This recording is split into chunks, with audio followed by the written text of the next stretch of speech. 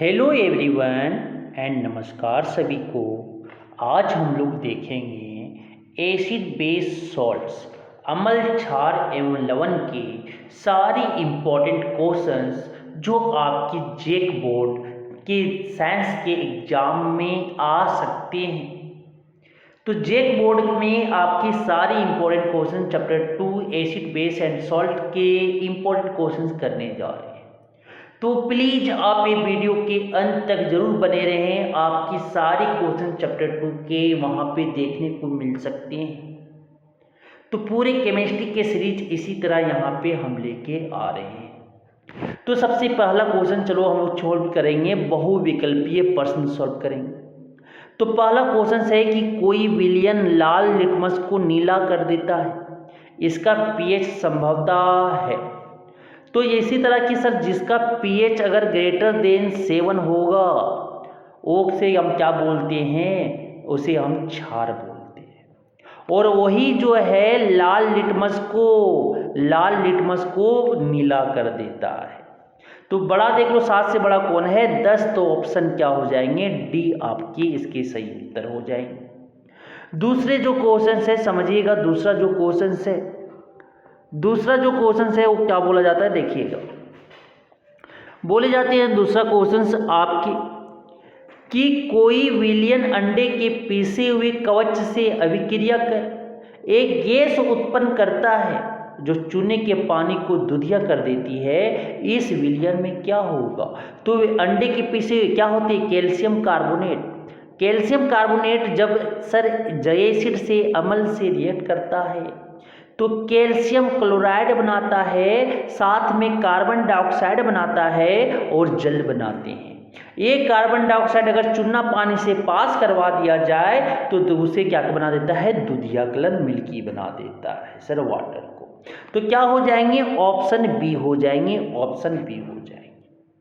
दूसरा जो क्वेश्चन है समझिएगा, यहाँ पे नेक्स्ट क्वेश्चन क्या बोला जाता है कि NaOH का 10 ml विलयन HCl के 8 ml विलयन से पूर्णतः उदासीन हो जाता है। तो यदि हम NaOH के उसी विलयन का 20 ml लें तो इसे उदासीन करने के लिए HCl के उसी विलयन की कितनी मात्रा की आवश्यकता होगी? तो देखो 10 मिलियन अगर 10 ml हम ले रहे हैं NaOH तो 8 ml का जरूरत पड़ रहा है HCl का 8 ml का जरूरत पड़ रहा है जब A ले रहे हैं तो NaOH अगर हम ले लें कितना 20 ml तो इसका डबल हो जाएगा ना। तो ये 20 ले रहे हैं तो कितना देखो 10 दूनी 20 तो 8 में कितना हो जाएगा 16 ml। क्या हो जाएंगे, ऑप्शन डी हो जाएंगे। नेक्स्ट क्वेश्चन आपकी जो है कि अपच का उपचार करने के लिए निम्न में से किस औषधि का उपयोग होता है? अपच हो जाता है ना कभी कभी, खाना खाने के बाद गजब लगने लगता है पेट में, तो उसे हम एंटासिड लेते हैं, एंटा एसिड। मैग्नीशियम हाइड्रोक्साइड जो है इनो पीते हो नींबू पानी पीते हो तो एंटा एसिड लेते, मतलब कि एसिडिटी पेट में हो गया तो उसको बेच दे के क्या कर दे, उदासीन बना रहे, छाड़ देंगे। तो क्या हो जाएगा, ऑप्शन सी हो जाएंगे। दूसरे जो क्वेश्चन नेक्स्ट क्वेश्चन आपकी जो है कि प्लास्टर ऑफ पेरिस किसके द्वारा कठोर होता है? तो जल के साथ अगर संयोजन करता है तो वो कठोर होता है। प्लास्टर ऑफ पेरिस क्या होता है, कैल्शियम सल्फेट हाफ पानी, उसको अगर उसमें पानी डाल दे तो प्लास्टर ऑफ पेरिस में तो ये जिप्सम बन जाता है और क्या बन जाता है, कठोर बन जाता है पानी के साथ संयोजन। क्या हो जाएंगे, ऑप्शन ए हो जाएंगे सर, ऑप्शन ए हो जाएंगे। इमली में पाया जाने वाला अम्ल, इमली में कौन अम्ल पाए जाते हैं, टर्टरिक अम्ल पाए जाते हैं सर, टर्टरिक अम्ल पाए जाते हैं। ऑक्जेलिक अम्ल आपके टमाटर में पाया जाता है, सेट्रिक अम्ल आपके नींबू में पाए जाते हैं, लैक्टिक अम्ल आपके दही और दूध में पाया जाता है। समझ में आ गया? तो टर्टरिक अम्ल जो है वो इमली में पाए जाते हैं। आगे बोला जाता है नेक्स्ट क्वेश्चन जो आपकी वेरी शॉर्ट आंसर टाइप है कि कैल्शियम ऑक्सीक्लोराइड CaOCl2 यौगिक का प्रचलित नाम क्या है? यूपीएससी नाम नहीं पूछा है, केमिकल रासायनिक नाम। तो प्रचलित अब जो कॉमन नाम है, साधारण नाम, वो क्या है? विरंजक चूर्ण है। और इसका अगर यही पूछता तो बोलते कैल्शियम ऑक्सीक्लोराइड लिखते, कैल्शियम ऑक्सीक्लोराइड। तो प्रचलित नाम पूछा तो क्या लिखेंगे? विरंजक चूर्ण है। क्या है? विरंजक चूर्ण। दूसरा बोला जाता है, दूसरा क्वेश्चन, उस पदार्थ का नाम बताइए जो क्लोरीन से क्रिया करके विरंजक चूर्ण बनाता है। तो सर शुष्क बुझा हुआ चूना, तो कैल्शियम हाइड्रोक्साइड, कैल्शियम हाइड्रोक्साइड जब क्लोरीन के साथ अभिक्रिया करता है तो कैल्शियम ऑक्सीक्लोराइड बनाता है और साथ में जल दे देता है। तो कौन है? शुष्क भुजा, ड्राइड सिलेक्ट लाइम होता है। ऑप्शन आपके आंसर हो जाएंगे। नेक्स्ट जो क्वेश्चन है आप समझिएगा कि कठोर जल को मृदु करने के लिए किस सोडियम यौगिक का उपयोग किया जाता है? तो धोने का सोडा, सोडियम कार्बोनेट .10H2O को यूज किया जाता है। सोडियम कार्बोनेट डेकाहाइड्रेट को, धोने का सोडा को हम क्या यूज करते हैं? कठोर जल को मृदु जल बनाने के लिए उपयोग किया जाता है। टमाटर में कौन सा अम्ल होता है? तो टमाटर में कौन सा अम्ल होता है? ऑक्जेलिक अम्ल होते हैं, ऑक्जेलिक अम्ल। ये कैसा अम्ल है आपके? ये कैसा अम्ल है आपके? ठीक है, विक अम्ल है।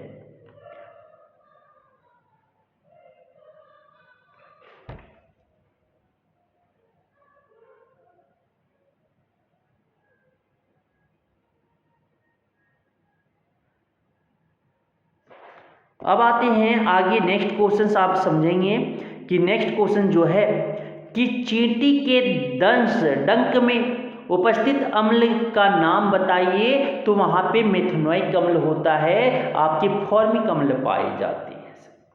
चींटी के डंक में जो होता है बाइट, जो एंट बाइट करता है डंस में, उसका डंस में क्या होता है? मेथनोइक अम्ल, फॉर्मिक अम्ल पाया जाता है। फार्मूला क्या होता है? HCOOH होती है। अब आता है नेक्स्ट लघु उत्तरीय प्रश्न हम लोग करने वाले हैं। तो पहला क्वेश्चन है कि आसवित जल विद्युत का चालक क्यों नहीं होता जबकि वर्षा जल होता है? आसवित डिस्टिल्ड वाटर, क्योंकि सर उसमें आयंस आपके नहीं पाई जाती, फ्री आयंस उसमें नहीं होते हैं, जिसके कारण वो विद्युत का चालन आयनों द्वारा होता है जो उसमें नहीं पाया जाता है। लेकिन वर्षा जल में पाए जाते हैं, इसीलिए विद्युत का क्या चालक होता है।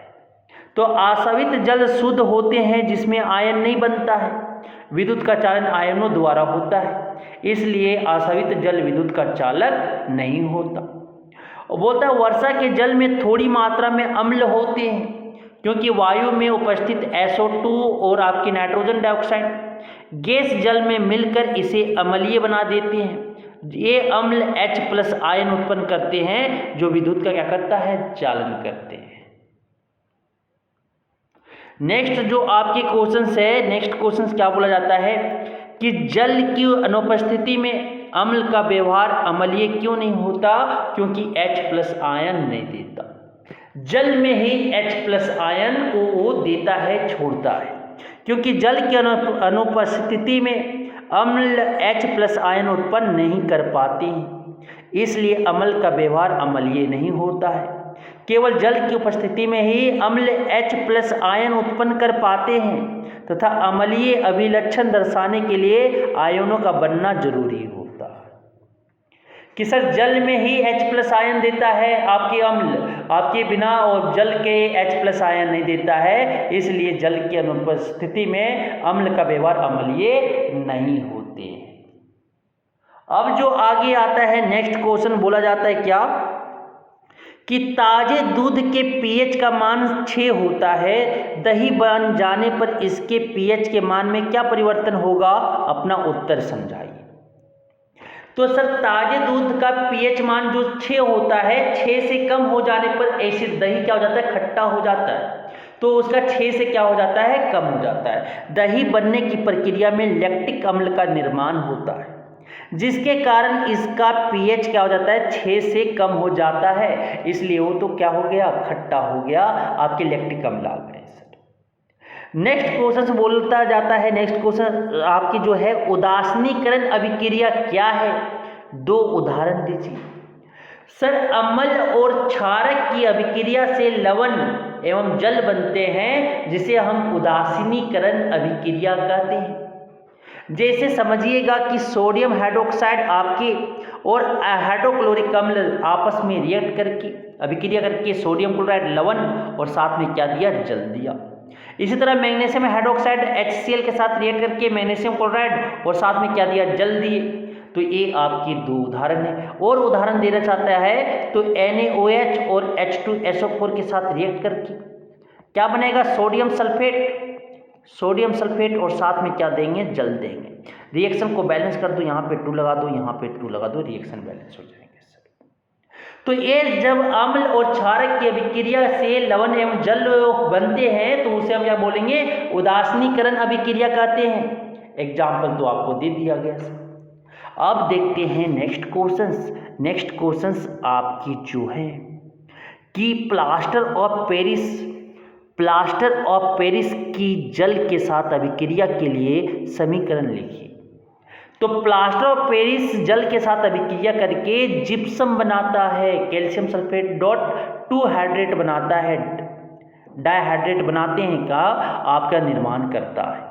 तो calcium sulphate, plaster of Paris का फॉर्मूला होता है calcium sulphate CaSO4 dot half H2 hemihydrate plus 1.5 water मिलके जल मिलके कैल्शियम सल्फेट डॉट 2H2O बना लेता है। इसी को बोलते हैं जिप्सम बोलते हैं इसको, और इसको क्या बोलते हैं, प्लास्टर पॉप बोलते हैं, प्लास्टर ऑफ पेरिस बोलते हैं सर। रिएक्शन बैलेंस है। दूसरा जो क्वेश्चन है आपकी, नेक्स्ट क्वेश्चन आप समझिएगा कि सोडियम हाइड्रोजन कार्बोनेट के, उसका दूसरा नाम सोडियम बाइकार्बोनेट भी बोला जाता है, के विलयन को गर्म करने पर क्या होगा। इस अभिक्रिया के लिए समीकरण लिखिए। तो सोडियम हाइड्रोजन कार्बोनेट के विलयन को गर्म करने पर सोडियम कार्बोनेट जल और कार्बन डाइऑक्साइड का निर्माण करेगा। तो sodium bicarbonate, sodium hydrogen carbonate CnHCO3 को जब हीट करेंगे तो सोडियम कार्बोनेट साथ में जल और साथ में क्या देगा, कार्बन डाइऑक्साइड देगा। रिएक्शन बैलेंस है, नहीं है तो बैलेंस करना होगा। रिएक्शन आपके 2 यहाँ पे लगा दे 4, ठीक है। तो ये आपका दे। अब आते हैं नेक्स्ट आपकी जो बोला गया है क्वेश्चन समझिएगा। आपके पास 2 विलयन A एवं B है, आपके पास 2 विलयन है A और B। विलयन A का pH का मान 6 है एवं विलयन B के pH का मान 8 है। तो किस विलयन में हाइड्रोजन आयन की सांद्रता अधिक है, इनमें से कौन अम्लीय और कौन क्षारीय। तो सर pH मान जिसका <7 है वो क्या है, अम्ल है मतलब कंसंट्रेशन H+ का सांद्रता ज़्यादा है। जो pH का मान 7 से बड़ा है वो क्या है, क्षार है मतलब कि इसके H+ का सांद्रता कम है। तो जिस विलयन का pH का मान 7 से अधिक है तो वो क्या है, क्षारीय है। जिस विलयन का pH का मान 7 से कम है वह क्या है, अम्लीय है।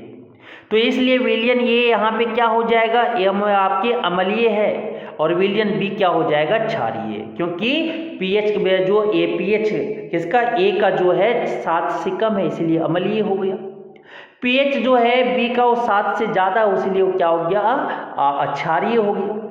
आगे समझिएगा कि अम्लीय विलयन में हाइड्रोजन आयन की सांद्रता अधिक होती है, अम्लीय विलयन में, इसीलिए A में क्या होगा, हाइड्रोजन आयन की सांद्रता अधिक होगा B के कंपेयर में।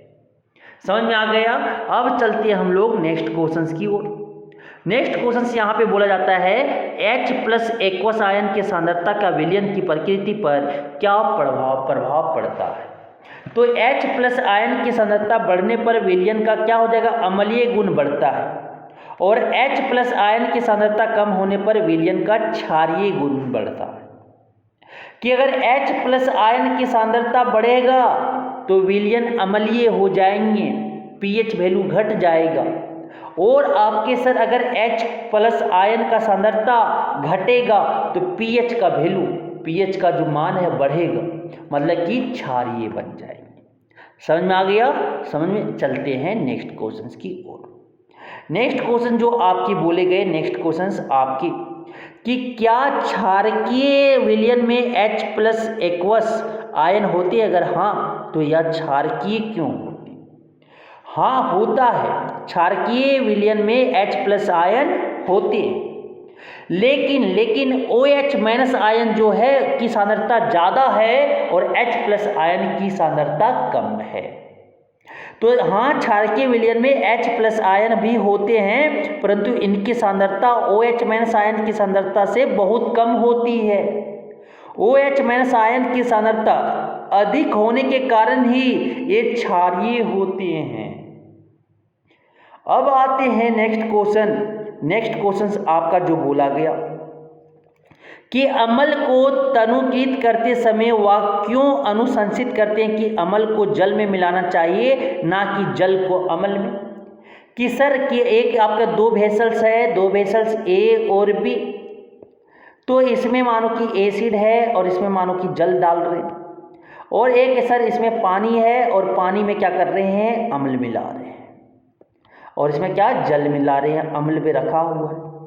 तो जल को अम्ल में नहीं डालते हैं बल्कि अम्ल को जल में डालते हैं, क्योंकि ये ऊष्माक्षेपी अभिक्रिया है। ऊष्मा मतलब कि ऊष्मा उत्सर्जित करेगा, जिससे क्या हो सके कि हम डैमेज कर सकता है, हमें चोट लग सकती है, जल सकते हैं, या आपके जो सर आपके कांच का पात्र है वो टूट सकता है। जल में अम्ल के घुलने की प्रक्रिया अत्यंत ऊष्माक्षेपी होती है। सांद्र अम्ल में जल मिलाने पर उत्पन्न हुई ऊष्मा के कारण मिश्रण आस्फालित होकर बाहर आ सकता है, फैल के मत बाहर आ सकता है ऊष्मा, तथा किसी तरह की दुर्घटना हो सकती है। साथ ही अत्यधिक स्थानीय ताप के कारण उपयोग किया जा रहा कांच का पात्र टूट भी सकता है। इसलिए अम्ल को सदैव धीरे धीरे तथा जल को लगातार हिलाते हुए जल में मिलाना चाहिए, क्योंकि जो भी आपके ऊष्मा उत्सर्जित होंगे वहां से वो पानी में जल में मिल के क्या हो जाए, न्यूट्रलाइज हो जाए, कम हो जाए, जिससे हमें ये सब घटना दुर्घटना से बचा जा सकता है। नेक्स्ट क्वेश्चन जो आपके हैं समझिएगा कि धोने का सोडा बेकिंग सोडा के दो प्रमुख उपयोग बताइए। दो यूज बताना है तो धोने का सोडा का प्रमुख दो यूज है, कांच, साबुन या कागज उद्योगों में होता है बनाने में, घरों में साफ सफाई के लिए भी करते हैं धोने का सोडा। बेकिंग सोडा का जो यूज है, आपके सोडा अम्ल अग्निशामक है ना, फायर एक्सटिंग्विशर में यूज होता है। खाने की चीज़ों को मुलायम तथा स्पंजी बनाने में भी इसका यूज होता है। समझ में आ गए दो यूज। अब आते हैं नेक्स्ट जो दूसरा जो क्वेश्चन है, समझिएगा। एक ग्वाला ताजे दूध में थोड़ा बेकिंग सोडा मिलाता है, तो ऐसा क्यों मिलाता है? तो ताज़ा दूध के पीएच के मान को क्या है, 6 को बदल से थोड़ा क्या क्षारीय क्यों बना देता है? पहला जो क्वेश्चन है कि एक ग्वाला जो है ताजे दूध में क्या करता है, थोड़ा बेकिंग सोडा मिलाता है, मतलब कि ताज़ा दूध के पीएच के मान को क्या कर रहा है, चेंज कर दे रहा है, 6 से बदल करके थोड़ा क्षारीय बना दे रहा है। इस दूध को दही बनने में अधिक समय क्यों लगता है?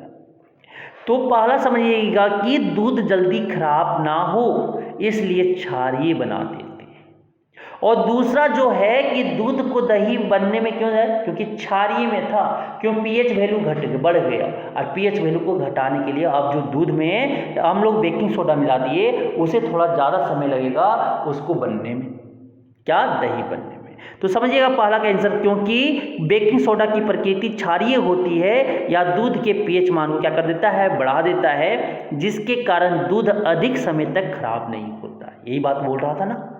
दूसरा जो इस दूध को दही बनने में अधिक समय इसलिए लगता है क्योंकि दूध के क्षारीय गुण को लैक्टिक अम्ल के द्वारा उदासीन करने के बाद ही दही का निर्माण होता है, जिसमें अधिक समय लगता है। अब आते हैं नेक्स्ट क्वेश्चंस आपके जो हैं सर समझिएगा। नेक्स्ट क्वेश्चन जो है समझिएगा कि 5 विलयनों A, B, C, D और E कि जब सार्वत्रिक सूचक के से जांच की जाती है, यूनिवर्सल इंडिकेटर से जब जांच टेस्ट किया जाता है, तो पीएच के मान क्रमशः 4, 1, 11, 7 एवं 9 प्राप्त होते हैं। तो कौन सा विलयन उदासीन है जिसका pH 7 हो वो उदासीन होगा? तो 7 किसका आ गया? डी का। तो डी जो है उदासीन है सर। परबल क्षारीय, जिसका परबल क्षारीय पूछा है तो pH जो लगभग आपके 7 से बड़ा होगा, सबसे बड़ा वैल्यू, तो एक आपकी जितना बड़ा होगा 7 से, मतलब कि आप बोल सकते हो 10.5 से जो बड़ा होंगे सर। या इसमें नंबर में जो 7 से बड़ा 2 नंबर है ना, 9 और 11, तो 11 सबसे बड़ा जो बड़ा वैल्यू होगा वो आपकी होंगी। तो pH का मान जो है 11 है, वो परबल क्षारीय है सर। तो क्या हो जाएगा? 11 किसमें है? सी, तो सी हो जाएंगे। परबल अम्लीय जिसका pH मान सबसे कम हो, सबसे कम हो, वो क्या हो जाएगा? आपके परबल अम्लीय हो जाएंगे। तो क्या है? 1 है। 1 किसका है सर? बी का है। दुर्बल अम्लीय जो आपके एसिड में देखो 7 से और आपके 4 जो है, 4 जो है क्या है? आपका दुर्बलीय अम्ल है।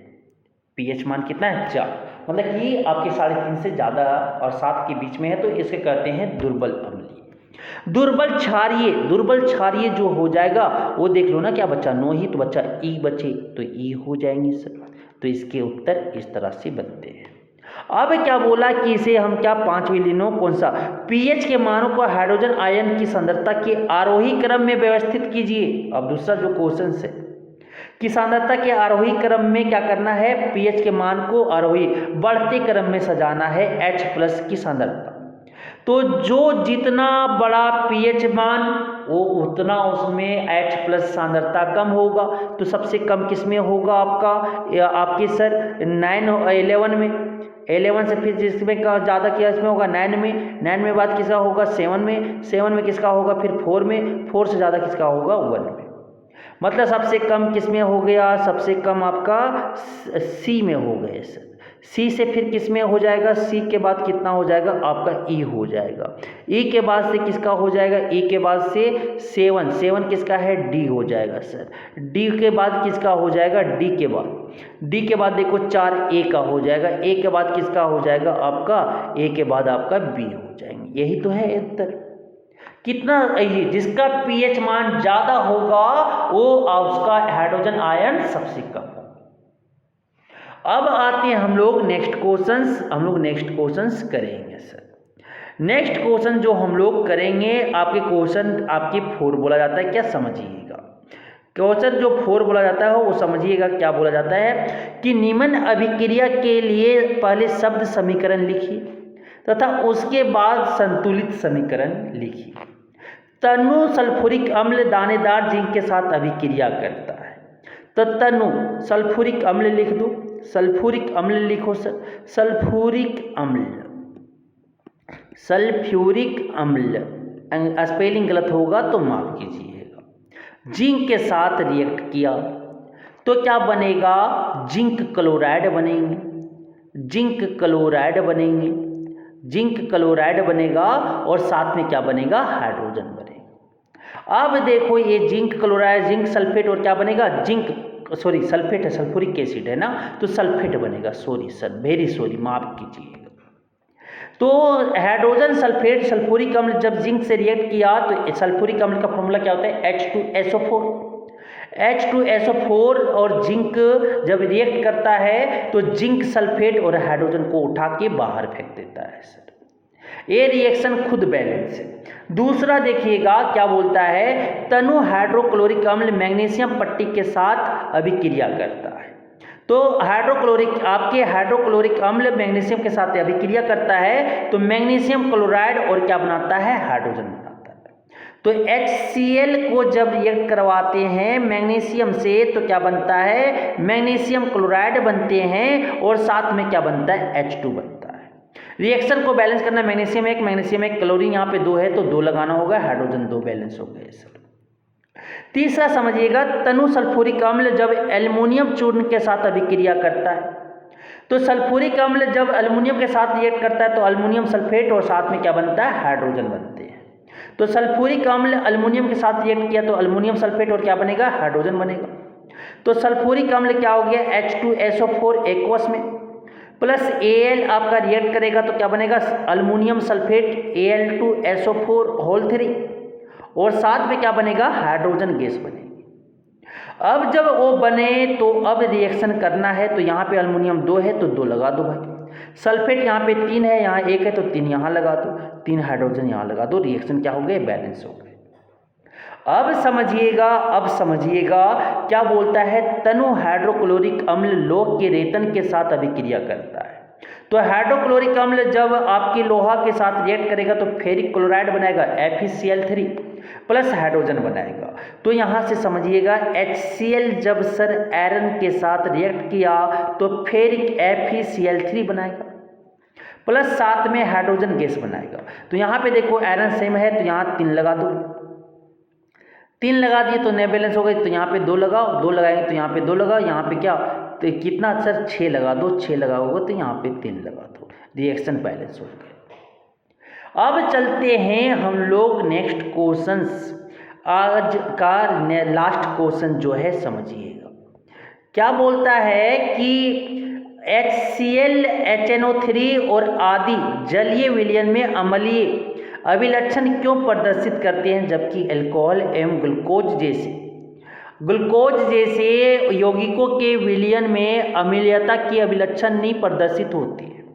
तो सुनिएगा सर कि HN3HCl को वाटर में जैसे जल में डाले तो H+ और Cl- में टूट जाएंगे, नाइट्रिक अम्ल को जैसे जल में डाले वो भी H+ और NO3- में टूट गया, मतलब H+ आयन दे रहा। लेकिन अल्कोहल और ग्लूकोज में जब तोड़ते हैं पानी में डालते हैं तो H+ आयन नहीं मिलता सर।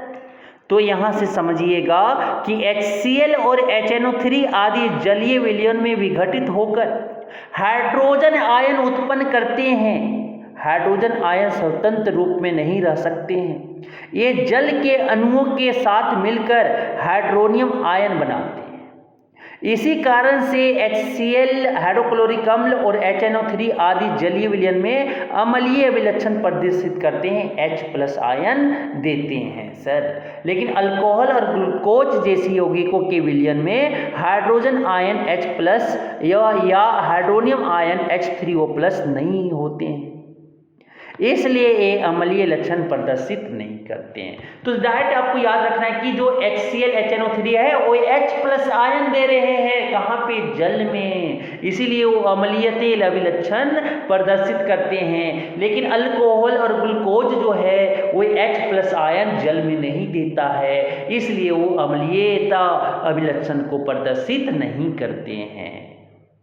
तो ये हमें पूरा हम अम्ल क्षार और लवण के जो भी इंपॉर्टेंट क्वेश्चंस बन सकते हैं वो सारा क्वेश्चंस यहाँ हम देखें। ये सीरीज अब हम लोग नेक्स्ट चैप्टर भी देखेंगे, धातु एवं अधातु को।